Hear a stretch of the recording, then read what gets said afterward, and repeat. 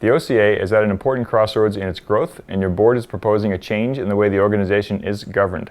These structural changes are being brought to a special general meeting October 5th for membership approval.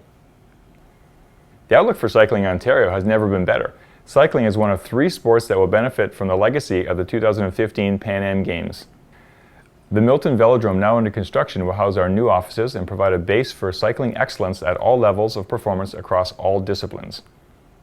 The structural changes that your board is recommending are a result of a long, hard look at our working board structure, feedback from consultants with expertise in governance, and observation of recent trends within the not-for-profit sector. The desire for strong governance is evident in the new Ontario and federal not-for-profit acts, and that's what we're proposing here: good governance. The OCA has been a working board since it was incorporated in 1973. Most recent changes were made in 1999. Here we are 14 years later, and the world of governance has changed significantly. Most boards struggle with the volunteer time commitment involved in running their organizations today. As a result, many are moving to this style of policy board. A great example of a policy board is Cycling Canada. That organization has been this way since 2003 and is further refining their model in light of new federal legislation. So what does that mean for our organization? The focus of a policy board is strategic, and by developing a plan determines the direction the association will take and the resources it will allocate to get there. Authority to take this there is delegated to the staff, and the board establishes the parameters they operate within.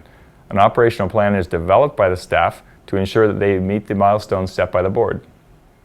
At all times, the board is accountable to the membership. Fundamentally, the change is moving from a board made up of directors with specific portfolios to a board made up of 7 individual directors. Individual silos of responsibility are eliminated and greater accountability is established. The members select the directors determine the chair of the board. Although the various committees are not specifically identified within the new set of bylaws, they all remain in place, and the roles and responsibilities are defined by the board's policy on program committees. There's very strong evidence that policy governance will lead the association to the next level. The board's strategic planning and the operational plans put in place by staff in recent years have been instrumental in our success. The amount of activity that the Ontario Cycling Association sanctions and supports is staggering. The month of September alone has over 10,000 participant opportunities. There are over 150 sanctioned events this year across the province. We have a youth series, we have the Ontario Cup Series and provincial championships. All these provide some of the best racing opportunities in the country. The Team Ontario program is producing significant results. Ontario athletes at all levels are responsible for over 40% of the medals available at national championships. The national team list has a significant number of Ontarians also, and our Masters athletes are amongst the best in the country. At the 2012 Olympics, 6 of our cyclists represented Canada. It's been a multi-year build-up, but our Ontario has produced truly amazing results.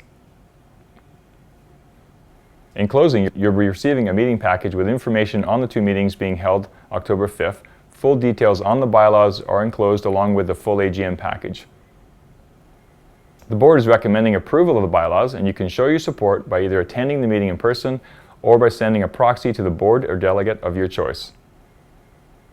Also, if you have any of the following skills, please consider running for a position on the board of directors.